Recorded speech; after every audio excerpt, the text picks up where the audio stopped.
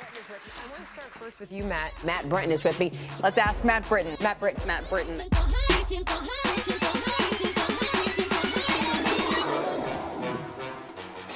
You are the guy who's convincing brands where to spend their money. I mean, how does it stack up to you? The expectations of investors of these social media stocks are really high. Because of Uber, less people are buying cars. If you cannot reach a consumer on this device, you're going to largely be invisible to them. Humor and celebrity sort of is the proven formula. The NFL controls the future of American media. I ask people, what have they created? What have they actually built? The television landscape has dramatically changed. People are watching Apple TV and Netflix. The biggest change now is based on the form factor of the phone. There's no top or right-hand rail. There's nowhere to throw an ad. So instead, brands need to figure out how to earn a right into the stream or the news feed. So there's really not a one-size-fits-all approach for brands. It's really highly dependent upon who the advertiser is, who their users are. Basically, things that don't rely upon you being told what to do when you walk into work every day.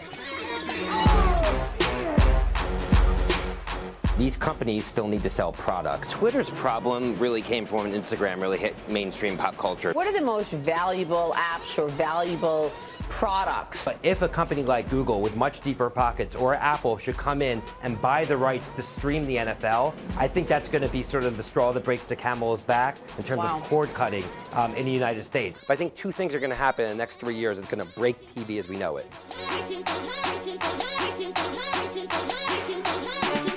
Everybody has an iPhone, and they're using Siri to actually ask questions, then Apple can determine what powers that search. Long-term, Twitter's big opportunity is the shift of TV. You know, the Oculus Rift acquisition seemed like it was crazy at the time, now not so crazy. Who gets impacted? Every brand that wants to reach consumers is impacted right now. I mean, they need to figure out how to make their brands interesting and shareable and talk-worthy.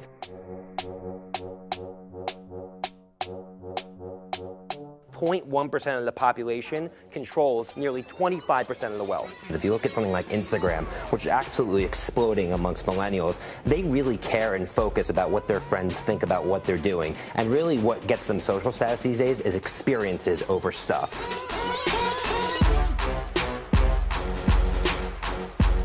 You look at Snapchat, a company that has over 100 million users, and millennials sort of are adopting it as the de facto way to communicate, this ephemeral type of communications where it disappears and they don't have to bear the repercussions in the future. Well, I actually think real estate for young people is largely becoming unattainable. And if the Supreme Court allows Aereo to continue doing business the way it's doing right now, it really can change the game.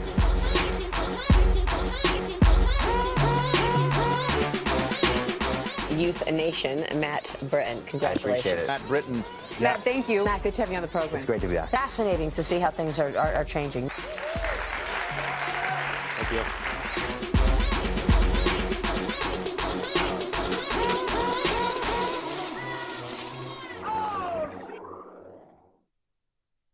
Thanks, guys. I think I should just play that video and leave, and hopefully that'll be good enough, but I actually have to talk now, unfortunately. Are there any millennials in this audience? If you're a millennial, raise your hand. Okay. One millennial. You guys got to give her a raise first and foremost. It's funny because one thing I've realized, I spent 15 years running a big ad agency in New York City helping big brands target youth and college students, and I worked with half of the Fortune 500. And the one thing I saw over and over and over again is these big corporate executives would talk about Mark Zuckerberg, right, from Facebook, or Evan Spiegel, the founder of Snapchat, as these sort of cultural gods and innovation gods. Yet, Evan Spiegel is 26 years old. Mark Zuckerberg's 31. These are young people, and the people who are saying it are in their 50s and their 60s, and the 20s and 30-year-olds in their organization, they don't even know, and they don't even talk to. Yet those are the people who are living this new world.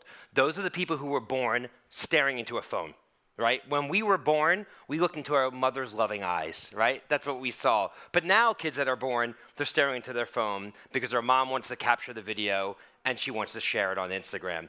By the time this generation is 3 years old, they're already learning how to be hipsters. They're wearing clothes that are worth more than your clothes and my clothes, and they're understanding social media, and they're so incredibly advanced. And by the time they're 10, 11, and 12 years old, I'm sure a lot of you people in this audience have kids that are 10, 11, 12 years old.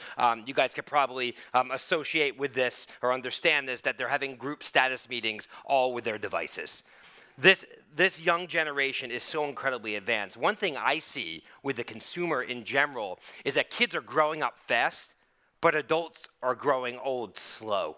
So you look at somebody like Eric Schmidt, who recently just left as a chairman of Google, who was once a CEO of Google. The reason that Eric Schmidt was hired as CEO of Google is he went to Burning Man, which is this huge festival just outside of Las Vegas in the United States, where it's a very, let's just say it's an incredible party. And the founders, Larry and Sergey of Google, hired him because of how well he did and how well he fit in at Burning Man. Not exactly, the business prototype that we had in the past. So we're dealing with a new consumer.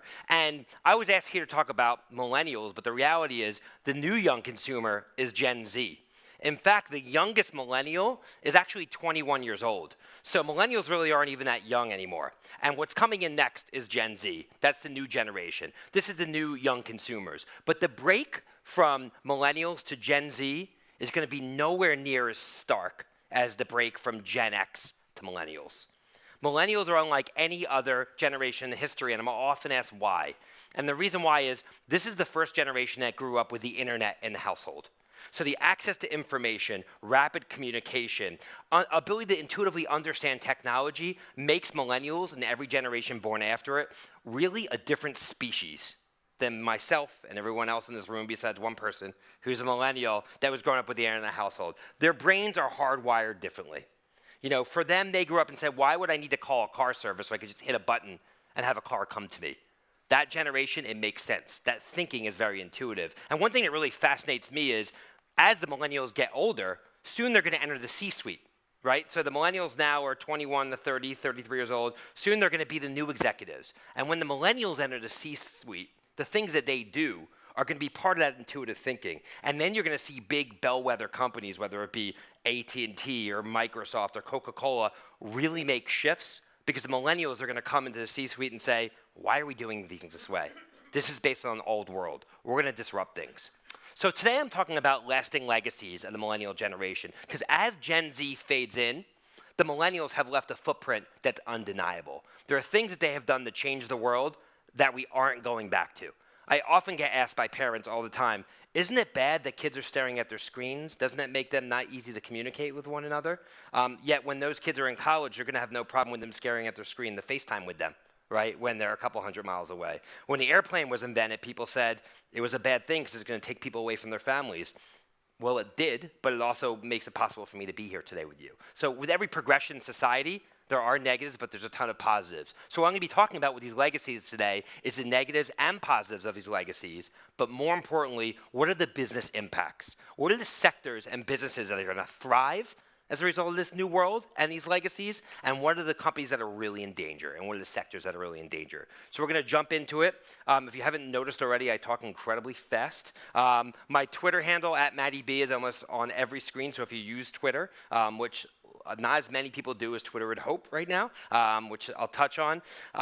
You can send me a tweet, and I'll try to address it. Otherwise, hopefully we'll have time for Q&A, and I'll hang around afterwards if you have questions, because I'm going to cover a lot of stuff in the next 38 minutes. So let's kind of dive into it. I'm going to take a sip of water, because as you'll see, you guys are about to be drinking from a fire hose here. So let's get it going. Okay, the first legacy. The status update is the new status symbol. The status update is the new status symbol. In the 80s, 90s, early 2000s, consumers would define who they were by their cars, their house, their watches, their sneakers. It was the brands that they bought, Nike, Adidas, right, to show everybody what they were all about. That was the social badge. That brought in the whole world of consumerism. Right? If somebody had a luxury car and they drove it around, it connotated status to their social symbols. But now, products don't do that anymore. Experiences do.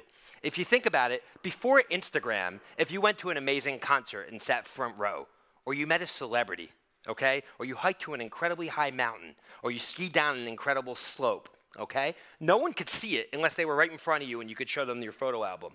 But now you could post it instantly and have the world see it. And because that opportunity exists, experiences have now replaced product as a new social currency. And because of it, it's changing the way that consumers spend their time and their money. Now, today's presentation isn't just about the millennials, because millennials have had a reverberating impact on the world. Think about it. Facebook started on college campuses, and now today, billions of people use it every single day. So it's nothing I'm talking about today is just limited to a younger generation. It's really reverberated across to everybody, as evidenced by Eric Schmidt. So one of the first causes of the status update being new status symbol is something I coined in my book, YouthNation, called DIFTY, which stands for Did It for the Instagram. And what that means is people are pursuing experiences now, not so much to actually enjoy them, but to actually prove that they were there. How many of you go to your kid's piano recital or see them on a play and actually stare through the phone instead of with your own eyes in high def, right? That's DIFTY. You want to capture that video and actually share it with people. When everyone's at a concert, instead of actually enjoying the music, everyone's holding up their phone. In many ways, if it wasn't shared, it actually never happened. And people now are pursuing experiences just to share them. And in fact, over a dozen people died last year in the United States taking selfies, right? Standing at the side of a cliff or on a tall building and actually falling over because they actually wanted to get that selfie. That's how important it is. Why? Because that's how people are being portrayed to society, like the Nike shoes used to do it for them. The relationships they get into, the job opportunities they get, maybe the colleges they get into, are defined by what's on their Instagram profile. That's what people look at when they're introduced to somebody, right? That's the new resume. It's the new way to show the world what you're actually about. And because of it, a lot of crazy things are happening. In Russia, people are renting grounded private jets so they can take pictures of them.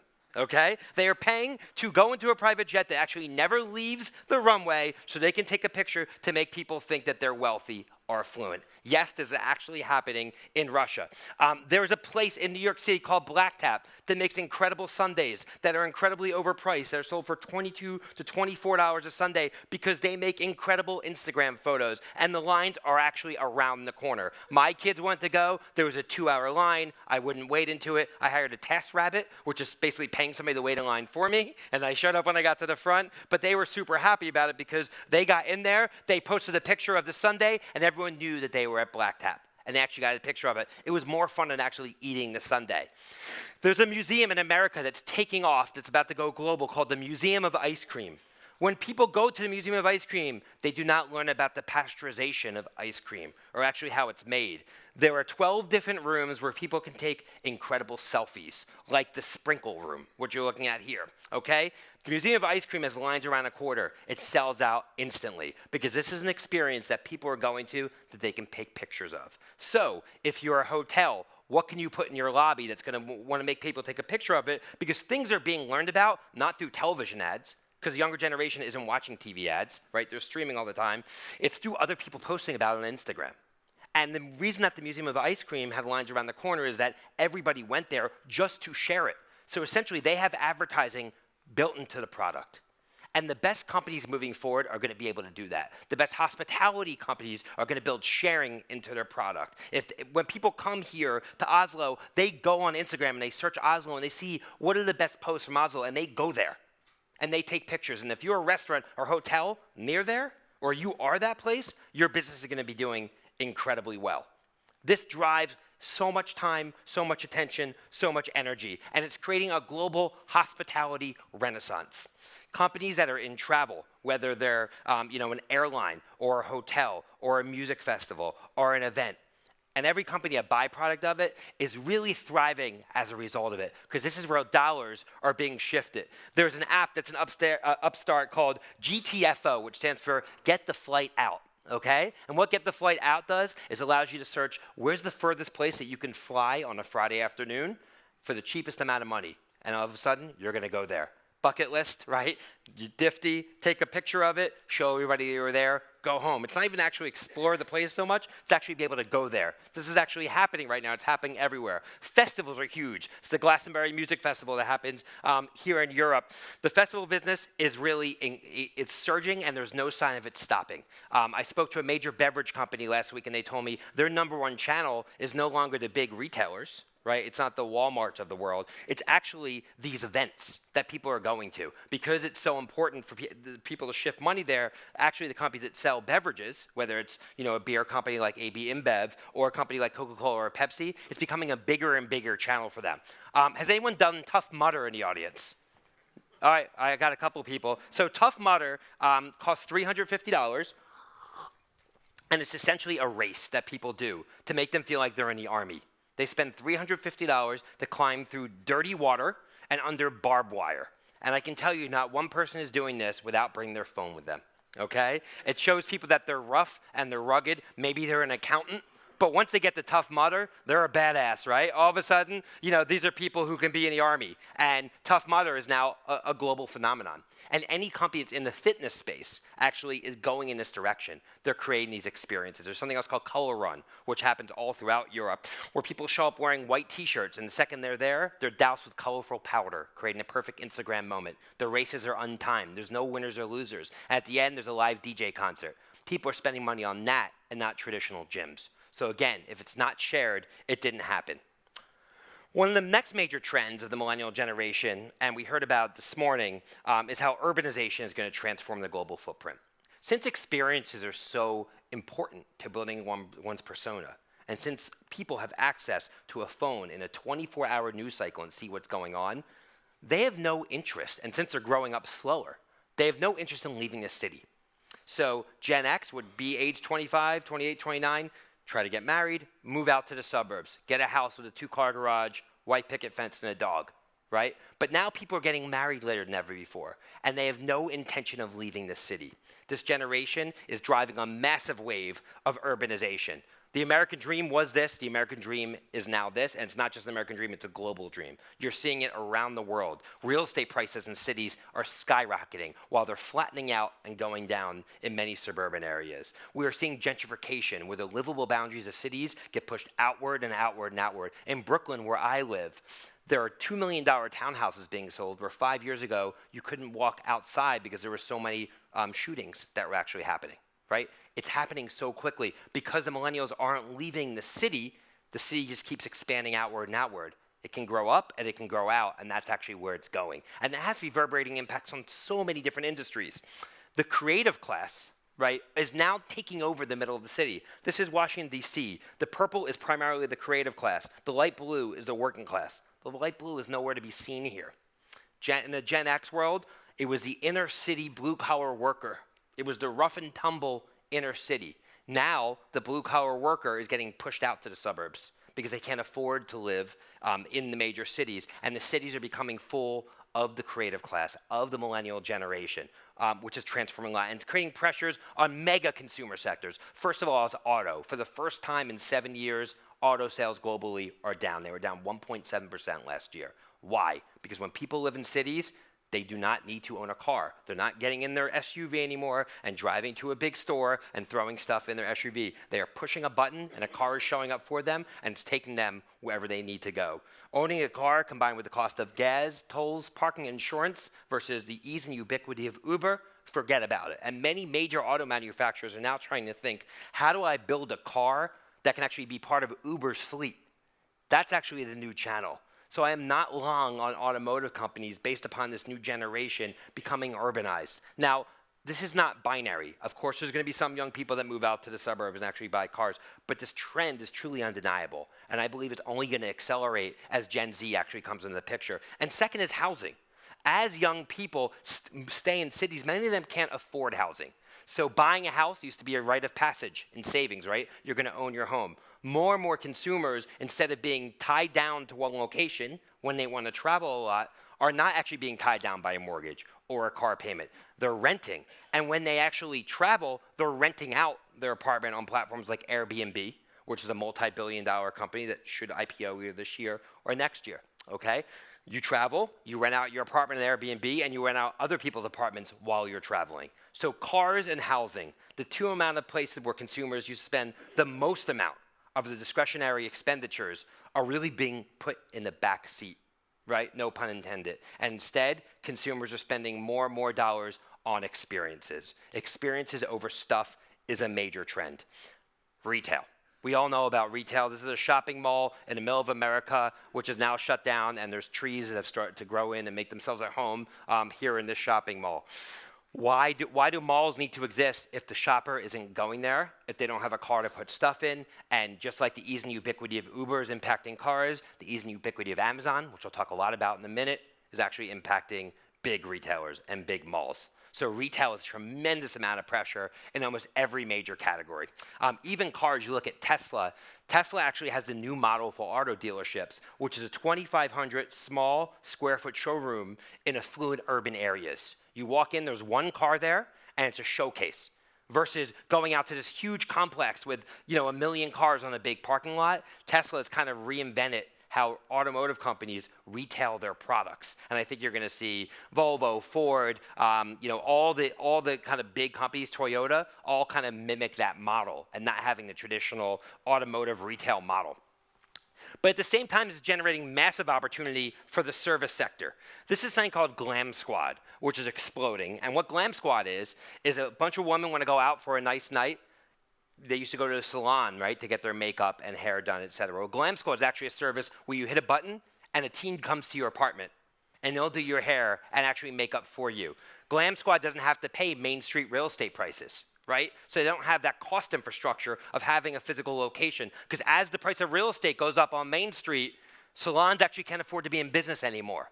This is a service. They're capturing data from every person you're going into. And if I were a company like L'Oreal that made hair product, I would buy Glam Squad, because that's a much better distribution channel to get your products in people's hands than actually being sold at a retail outlet, which less and less people are going into.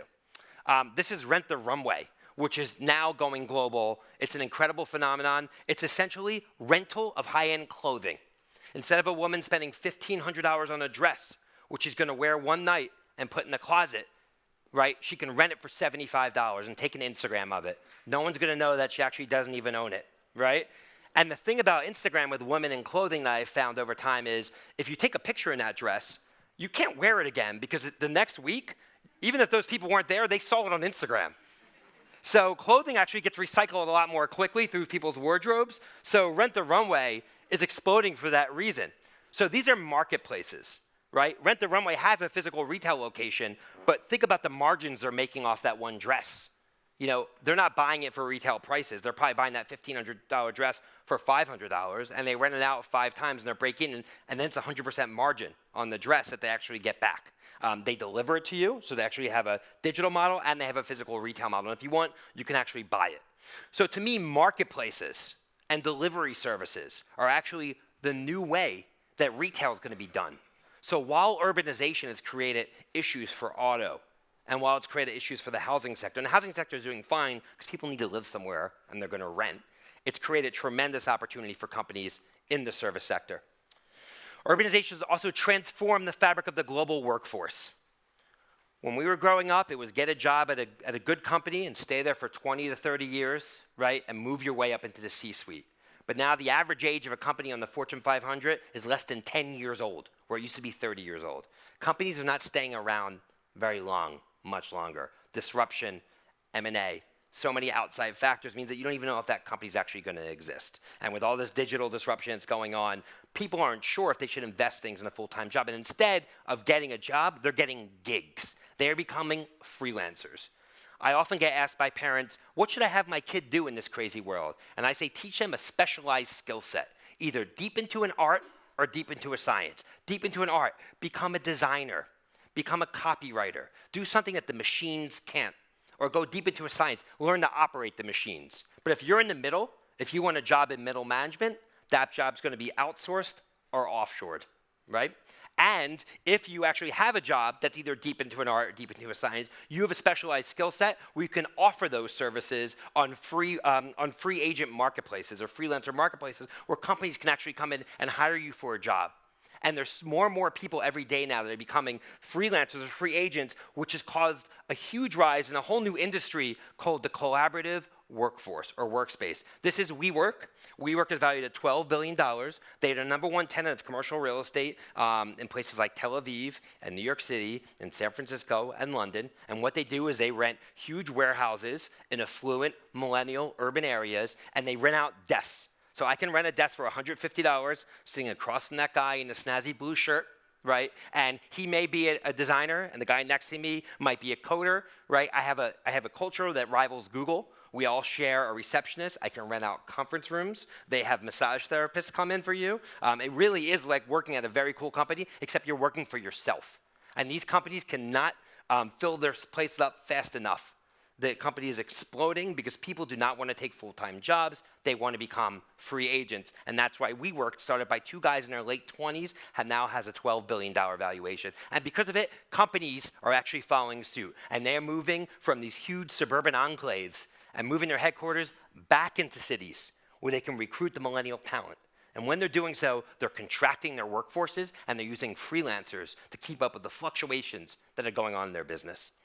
Next, the barbell economy is here to stay. The barbell economy means that there's the haves and have-nots right now, right? The middle class on a global basis is rapidly withering away. We're seeing it in America like never before. There's tremendous wealth on the coasts, but if you get into middle America, where the traditional manufacturing jobs used to be, they no longer exist. They're all in China right now. And that's happening all over the world, where there's no middle class. There are people who understand digital, and they're thriving because of it. And there's people who are left out for a variety of different reasons, and they are really struggling. And there's not many people in between. The fact that 8 people control as much wealth as the poorest 50% of the world is just a staggering statistic. Just think about that. Enough people to fill this table have more wealth or as much wealth as 4 billion people. That is shocking right now. And it's not just on the very edges of the 8 richest people of the world.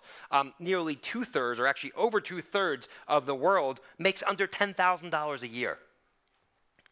Where's the middle going to be when 2/3 of the world makes less than $10,000 a year? So what that's doing, it's creating tremendous opportunity to companies that are either going very luxury or very value. Those are the companies that are going to win. Super luxury or super value. This is Miniso. It's a value store that sells products for as cheap as possible in China. In the US, there's Dollar Tree, Dollar Store, Dollar General, right? They are basically providing the best possible product for the cheapest possible price, buying from China and winning on supply chain innovation, catering to the value side of the equation. There's Wish, which is a tremendously popular e-commerce site, which can't sell things quickly enough. You buy stuff from China, you get it in 2 to 3 weeks, but you can get stuff for $1 that Amazon would sell for $10. These are companies that are doing incredibly well. There's JetSmarter in the US, a private jet rental club. These jets actually take off the runway, okay? People spend $12,000 a year to basically become part of this private jet rental club, and they can charter private jets everywhere. They're doing incredibly well, right? Value, luxury. But who's not doing well? Companies in the middle. This is the Gap. The Gap used to be one of the biggest retailers in the world, but now the Gap is closing more and more stores each year. Why? The value side cannot afford to shop at the Gap. The luxury side would never shop at the Gap, right? They're buying boutique jeans from AG. And because of that, the Gap doesn't have many shoppers anymore. So whether you're in automotive or airlines or any product that's selling, and if I was investing, I'd look at who are the luxury brands. Those are brands that are going to win, because Prada and Louis Vuitton are not having many problems right now, right? And neither is Walmart. And if you actually look at the world and companies through that lens, I think you'll start to see why companies are successful and why they're not. Next, Amazon may be, I'm saying may, I'm not saying definitely, don't call me in December if I'm wrong, but I believe Amazon could be closer to $2 trillion in value than $1 trillion by the end of 2018, which would essentially mean their stock would go up about 60% this year.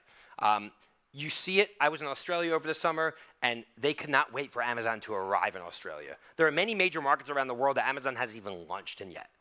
And if you look where Amazon's done in America, where now it's a de facto way where people are buying anything, I do not see this happening in a world of urbanization and mobile ubiquity everywhere. E-commerce is now the de facto way to purchase things. Amazon bought a company called Whole Foods for a couple $2 billion this year, which is one of the #1 groceries. So now they're getting in the groceries and low involvement categories.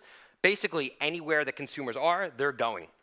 Amazon Prime, which caters towards the luxury consumer, okay, gets about $1,500 a year from the average Amazon Prime consumer. I believe they're going to try to push that to about $7,000 a year. One thing Amazon's going to start doing is predictive shopping, sending you things that it thinks you want to buy before you even buy them, based upon your buying history. You buy diapers every 6 weeks. 6 weeks now, you're going to have diapers arrive. They're going to look for ways where they can actually extract more dollars from consumers. And apartment buildings are starting to look like this, where 80% of apartment buildings and lobbies are filled with boxes from Amazon, right, in an urban world. Amazon Basics, which is their private label brand, is really starting to pressure low involvement categories. It used to be if you sold detergent, right, or soap or toothpaste, that your brand actually mattered. And if as long as you can get Walmart, right, or a big mass retailer to buy your stuff, you'd be fine. But in the world of Amazon, That model actually doesn't exist anymore. And what Walmart's starting to do is create its own brands.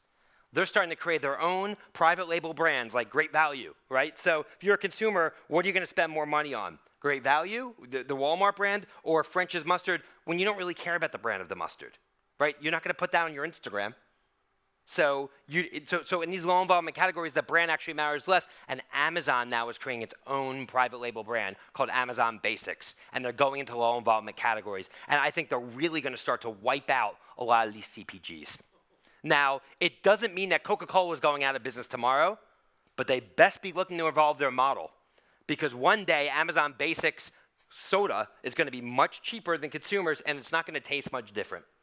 And then what actually happens when those brands matter less, because again, those brands are not part of somebody's personal brand. In fact, if you look at the most 10 valuable brands of 2017, you don't see any Coca-Cola or Procter & Gamble brands or any consumables, right? These are all utilities. People love brands that are utilities, that help them in some way, shape, or form. You don't actually see Hershey's, Nestle, brands that people used to love. Where are they all? They used to be part of this list. They're no longer here because they don't matter as much to consumers anymore. So these low involvement categories have a tremendous amount of work ahead of them, which is going to force a new wave of innovation in packaged goods. Some companies are saying, I'm going to leverage a platform like Shopify. Shopify just went public. It allows anybody to go on e-commerce very easily and sell directly. There's a $1 billion private company in the US called Warby Parker that sells eyewear, that took on a global behemoth called Luxottica that sells glasses for a lot cheaper. They started off online. Now they have a tremendous retail platform. They allow you to actually try on your glasses virtually with your phone. Who needs to actually go into a store and actually get them shipped to you? If you don't like them, you send them back. These are the brands that matter because they have direct relationships with consumers. There's a company that just got funded in Silicon Valley called Brandless. They raised $50 million. They are trying to provide products with the best ingredients for the cheapest price. Again, the value side of the equation. No brand, just the best ingredients, $3. We're not going to charge you $3.50 anymore so you can pay for our advertising in your brand because consumers don't care about the brand of their maple syrup.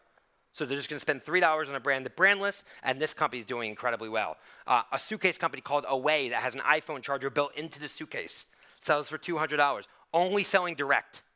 They're not selling at big retailers. You're not going to see them at a big department store.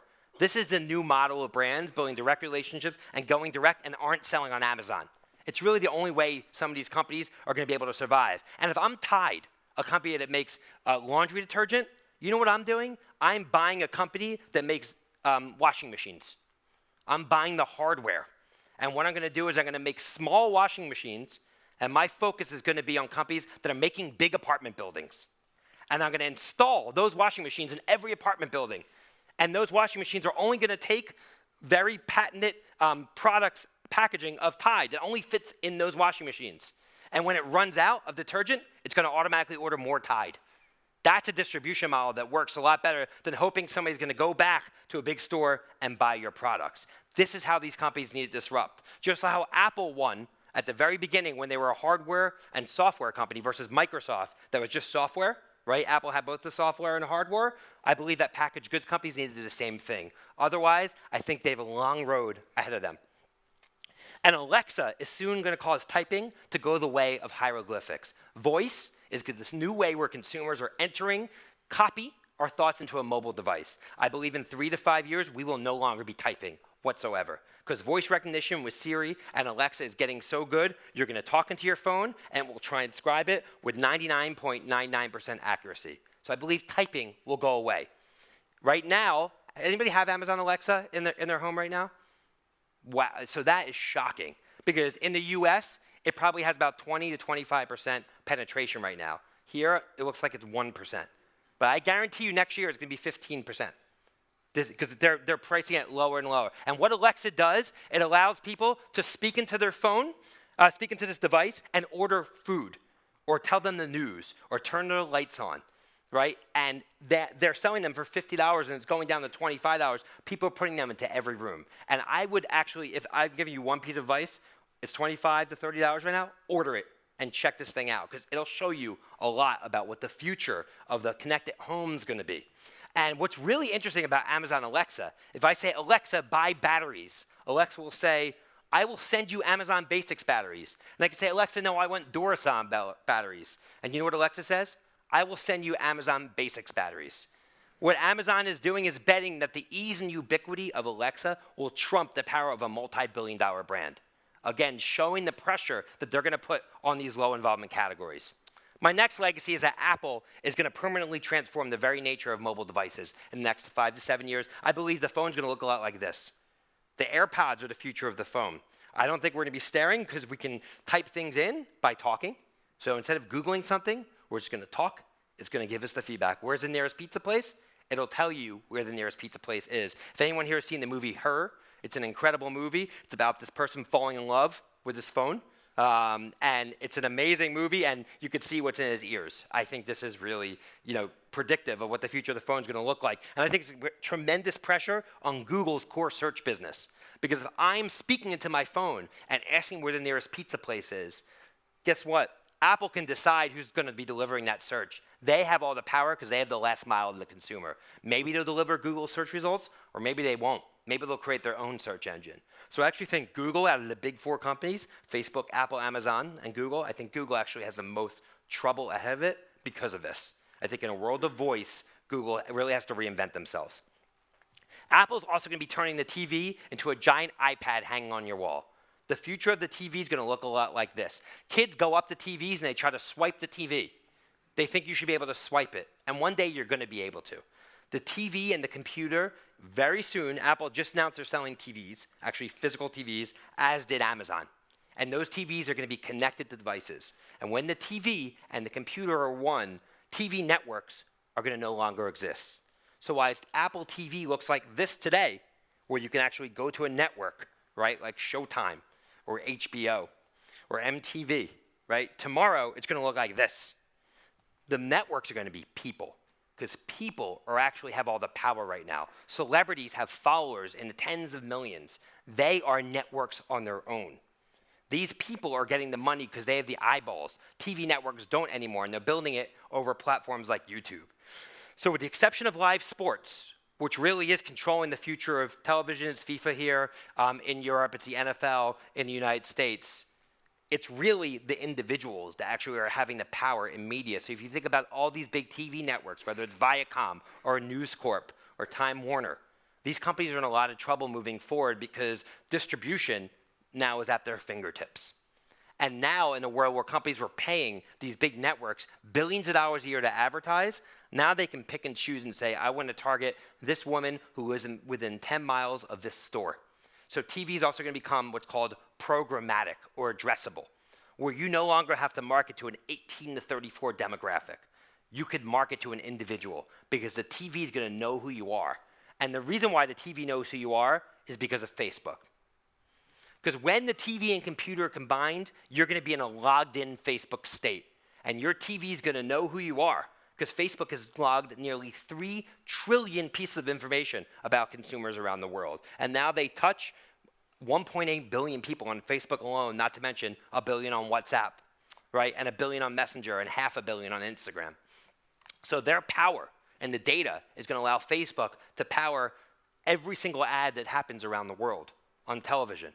So if you're an advertiser and you want to target consumers who own a Ford or own a Volvo, you'll be able to only target those consumers, or who have a car lease that's running out, or a target woman who just had a baby, right? You'll be able to target those consumers directly, where right now, you just have to target consumers age 18 to 34. And the reason why is that Facebook has the data, and that's why I think Facebook's on its way to becoming a $1 trillion company.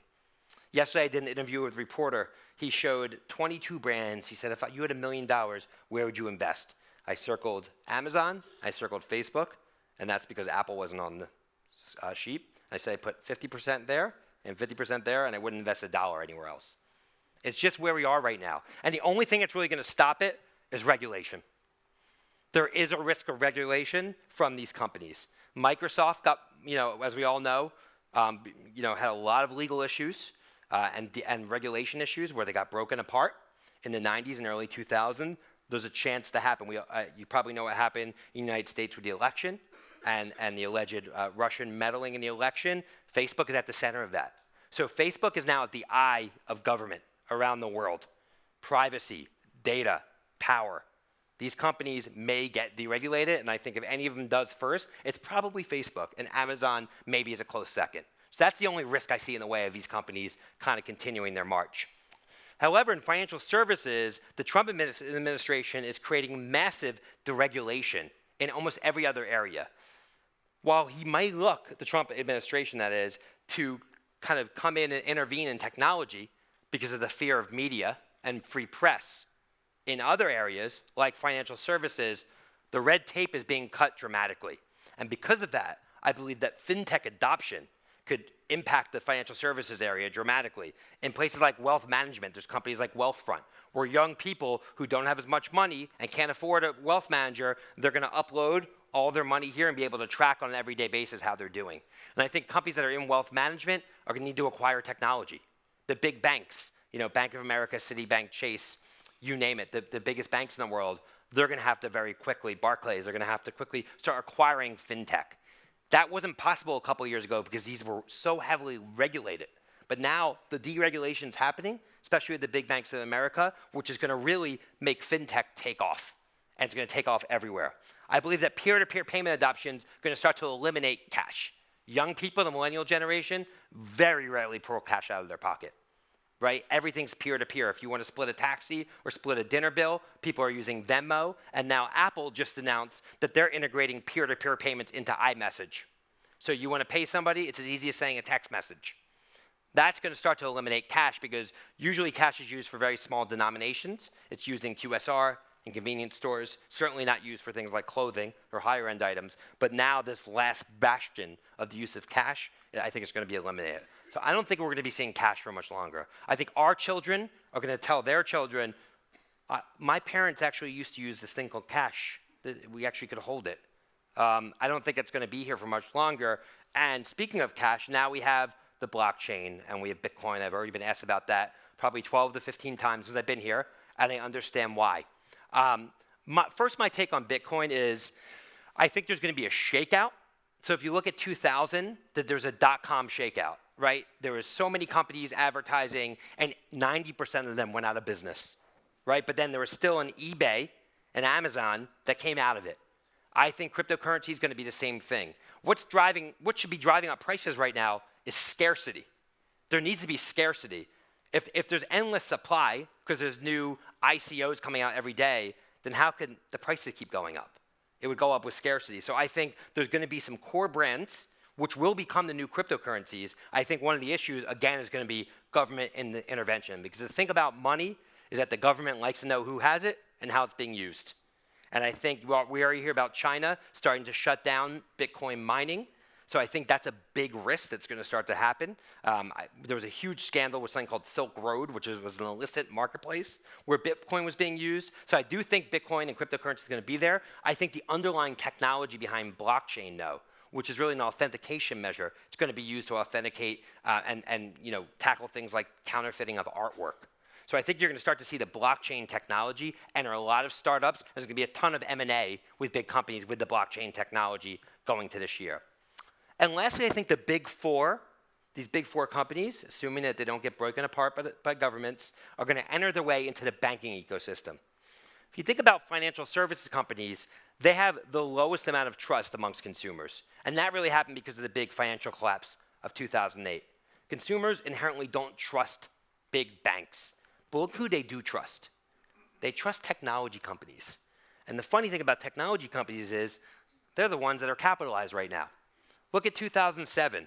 The four biggest capitalized companies were Citibank, Bank of America, ICBC, and JP Morgan Chase.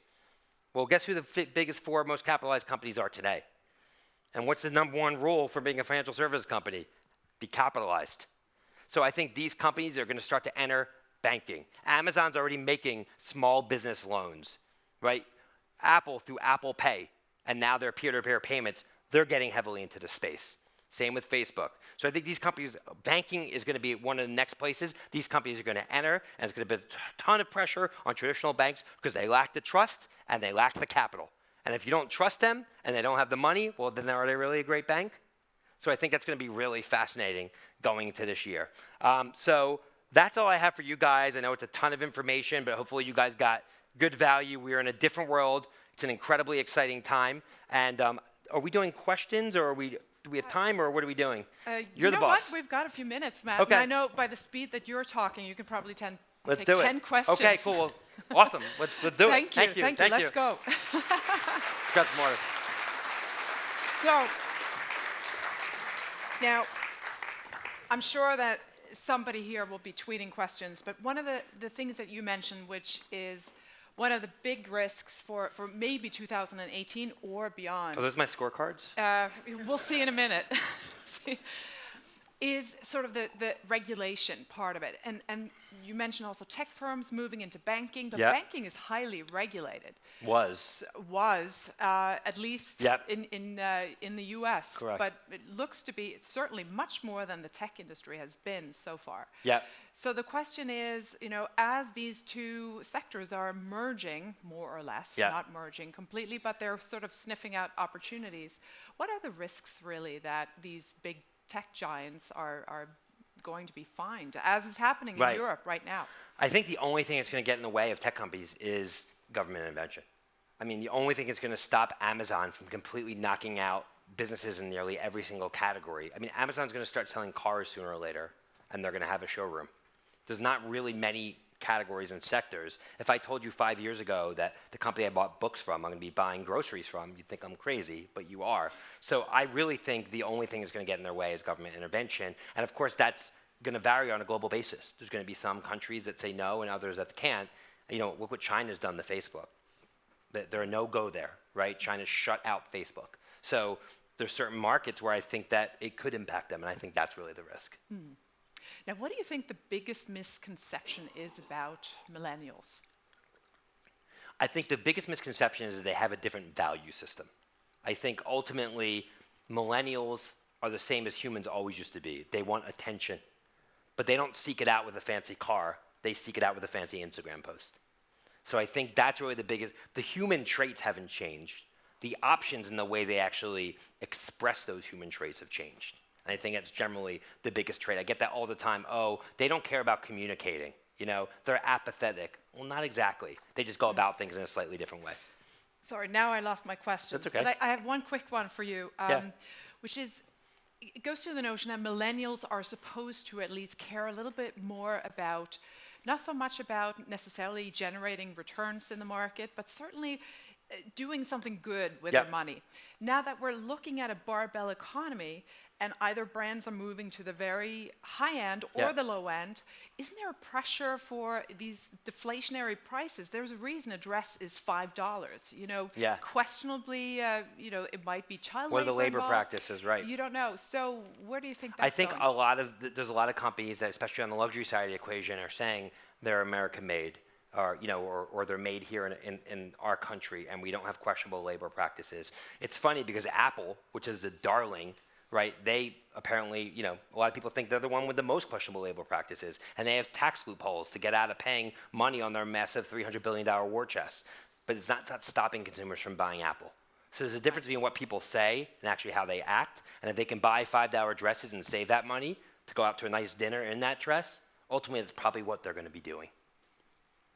That's a good question. One last, I think, before we take a little coffee break. I don't think you need any caffeine, do you? But maybe the rest of us. Right. And by the way, I hope everybody's doing Difties. I didn't even know what that was before today. That's, I'm showing my age.